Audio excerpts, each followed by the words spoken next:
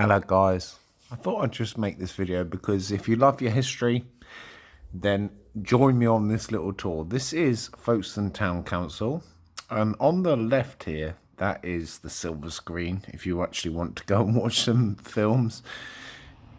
It's a like 1920s Art Deco thing, so I go into the actual museum. It's completely free to go in, and I asked the lady, can I actually film? She said, oh yeah, of course you can film everything. Now this is Frontline Folkestone. Now the very first thing that you can actually see when you actually go into the museum is this picture here. This picture here, when World War One actually broke out, a lot of Belgian refugees came over. Belgian refugees escaping war-torn Belgium, right? That's the mayor of Folkestone, you know, and they were escaping for their lives. You know, they were escaping for their lives.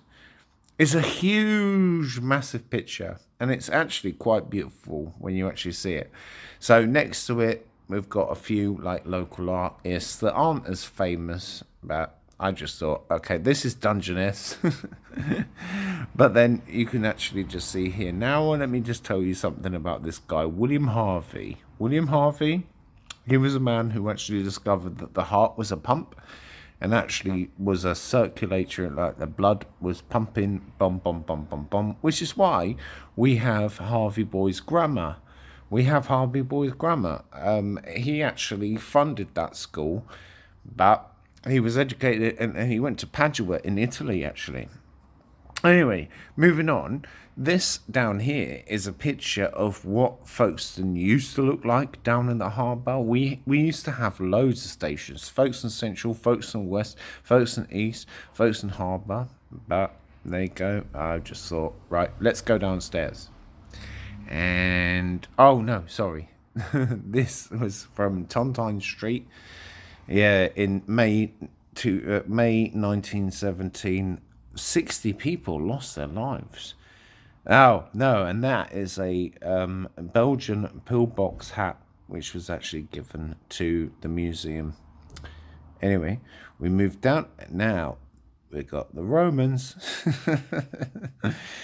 When the Romans actually landed in Folkestone, they actually built a villa and they built an actual place in Weir Bay Road, right? Weir Bay Road, and you can see it, right? You can still see it to this day.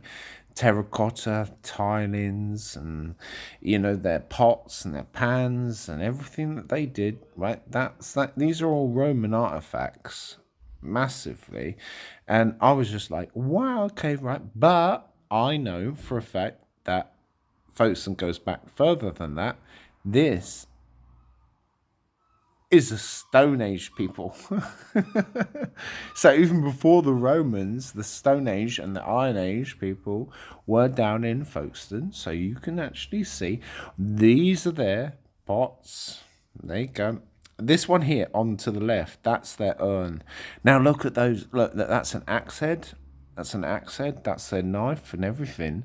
But even before, right, the Stone Age things, we're going over to proper proper dinosaur territory. This is dinosaur territory, right? 120 to 80 million years ago. Yeah, when dinosaurs were ruling the bloody world. There you go. So if you actually look at what it said here, Folkestone Warren. I go to Folkestone Warren. I can find. You can always find fossils. But that one was found in 1960. There's a huge ammonite, but if you go to Folkestone Warren, you will find them. You will find them, and there you go. This is from a woolly mammoth, massive, like femur bone, whatever it is. Yeah, there you go. And also, there's tusks up here somewhere. So, yeah, there you go. This is from the dinosaur period.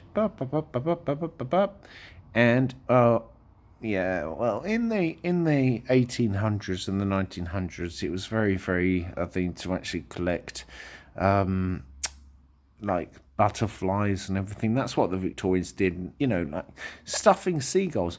Leave my seagulls alone, arseholes. Anyway, this is the pièce de résistance.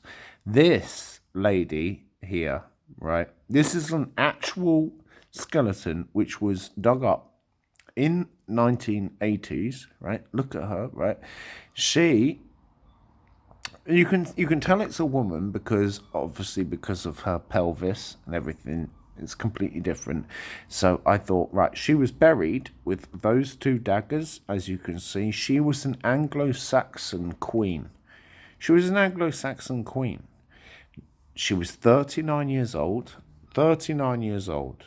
This lady, whoever she was in Folkestone. She was in the... And it's just crazy. I was just like, holy hell.